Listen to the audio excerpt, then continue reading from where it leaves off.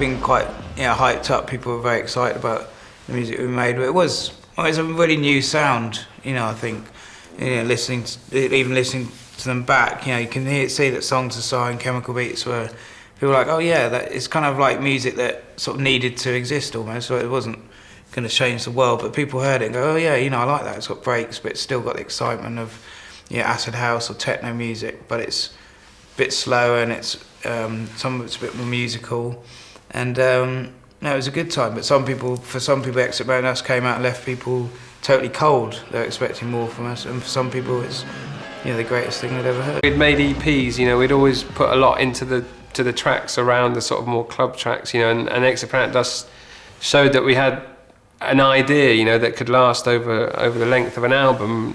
When we made the record, we were really aware that we were making an album. And at the time, it was more common for dance acts just to put out a 12-inch and then another 12-inch, and it wasn't really the idea that you were making an album that you could listen to, in a club or at home or wherever kind of thing. And the record that we were making, we wanted it to be like the albums that we loved kind of thing. We wanted it to be a piece of music that would fit together, and you'd start somewhere and you'd end up somewhere else. And we, put a lot of effort into trying to make that happen.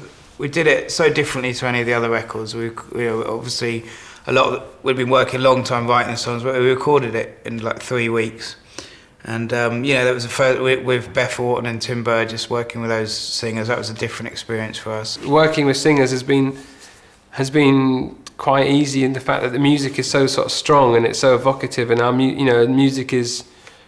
When people listen to it, they sort of immediately, it conjures up a lot of things. It really connects with people, our music, and it's always been a way with other singers, is that they've heard it and they've been inspired by it, and that's the basis that we kind of work with other people. We always write a song to begin with, and it'd be pretty much the finished kind of thing, and then they hear it, and it's whatever it sort of conjures up to them.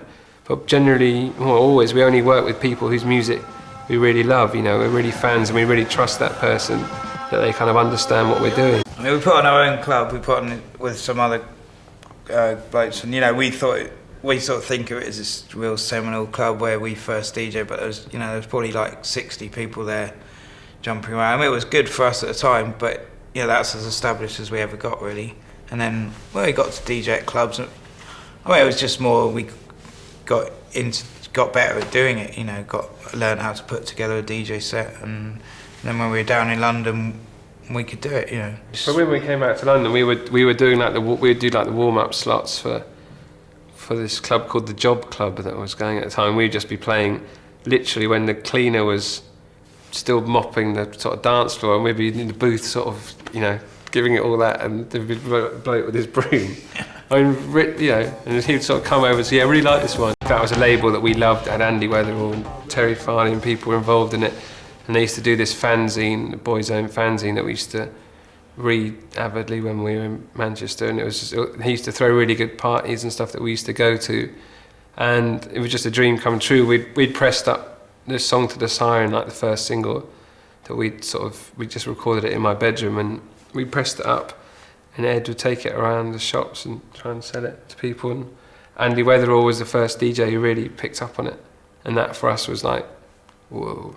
We like the immediacy of making records that DJs would play. We used to get really excited if we'd heard a certain DJ had played Chemical Beats or Song to Sign. We'd follow that DJ around. We'd get in a car and drive to Nottingham or wherever that DJ was playing just to hear it at the night. And that was the kind of be all and end all. And then you get reviews in magazines, and there were people actually in shops buying them. But always, but still now, I mean, the initial thing is you've made this piece of music and you don't want to just keep it for yourself. You want people to hear it and share it. We were making Come With Us, we were aware that we weren't making Surrender, that it wasn't like as latch onable, and it wasn't like as understandable, as immediately understandable as Surrender. It was Stranger, and there's a point where you're making a record where you go, do you stop and try and force it to go this other way to become more like a record you've made before that was successful, or do you just make the record you're making, and if it's strange and some people don't get it, then that's all right, kind of thing.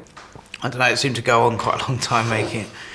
I think you get to maybe you hear a mix or you hear a version of a song, and then it's so easy to find things wrong with it and do it all again.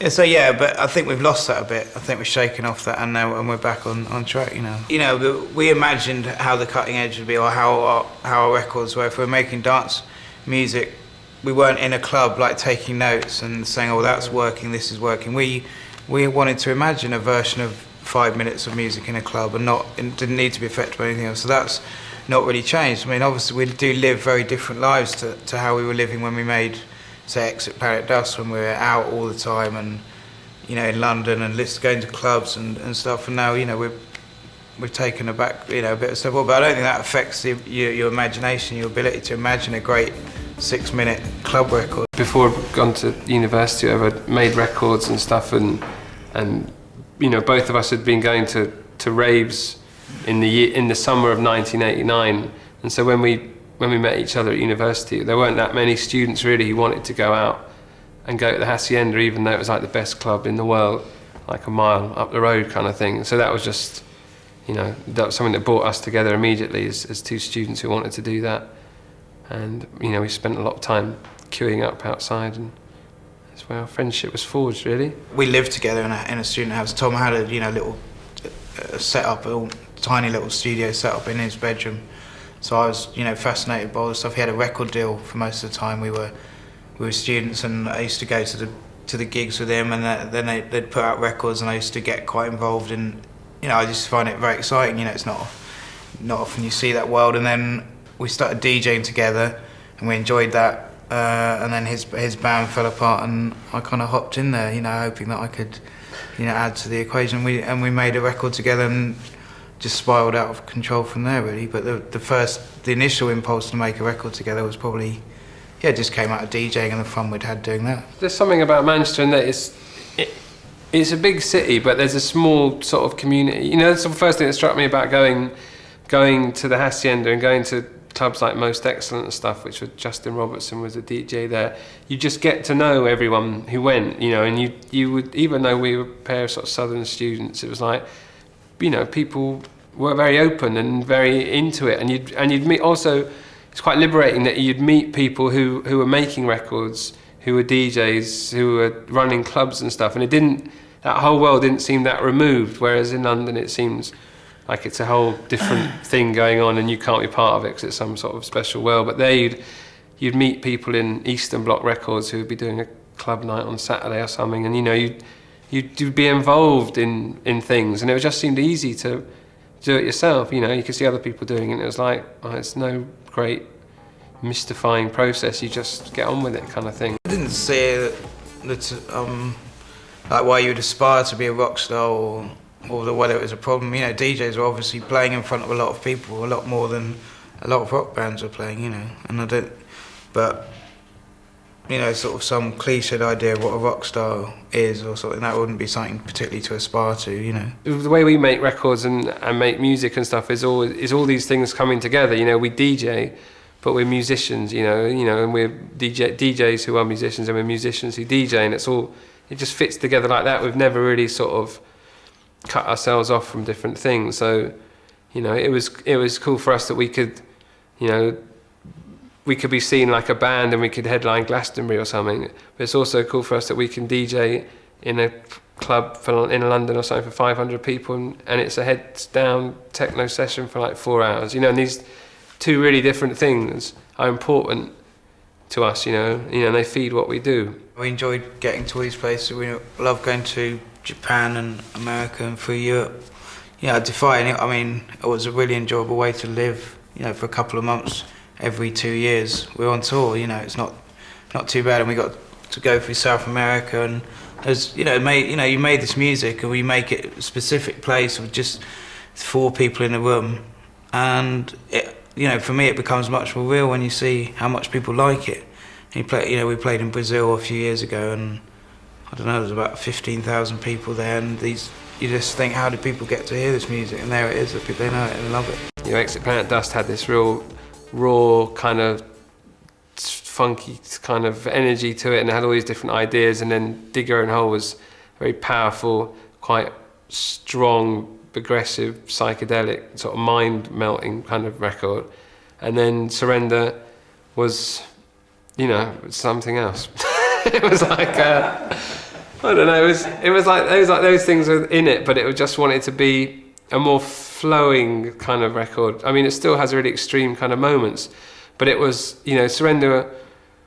It was only really after you make a record that you try and work out what it is. You know, we never try and work out what it means when we're making it. Otherwise, I think you'll get lost in double thinking it. It's only when you hold it in your hand and you think, well, what is this?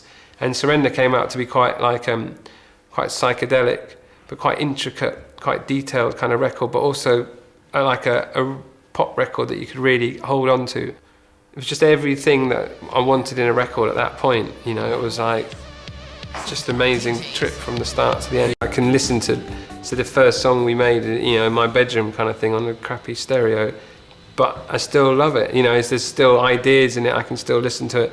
And a lot of people, you know, who make records can't, you know, have to disown the things they've made, and, you know, they can't bear to listen to this sort of terrible thing they've done. But, you know, the music just all really fits together, and I really like the way it has a spirit that binds it all together. It wasn't, you know, like, you know, we got to this point and then we heard something else and thought, oh shit, we've done it all wrong, we should be making a jungle record now because that's what's trendy. And then we always had our, as Ed says, you know, we always had our own ideas about the records we wanted to make.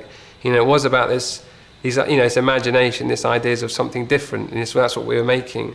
And I think I like the way that goes through from when we started making records to now. You know, the 2 new tracks we've made continue that spirit of trying new things, but still fitting into an idea of what our music is. You know, we didn't think the greatest hits would lead to a feeling of, you know, well-being and energy, but it has done. You know, it's maybe something the record company was keener on than we were, but as it turns out, it's been like the making of us, really. So I don't know about the next 10 years, but just for the moment, we're pretty happy to go out DJing and making another record and then another tour, and with a bit more of a lease of life. You know, Come With Us wasn't the greatest time, but now we're back and we're here to stay.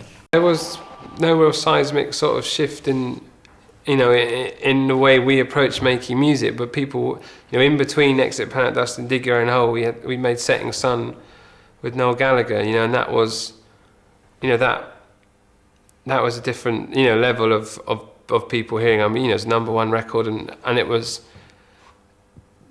a #1 record, but it's still like a totally mad piece of music. You know, we were talking about it earlier, and it's like, you know, now if you had a sort of new band and they were going to work with like the biggest rock star in the world or whatever, you'd have everyone going, oh man, you've got to use this opportunity and get this demographic and make sure the track is, you know, has a bit of Oasis in it, and, you know, all that kind of stuff.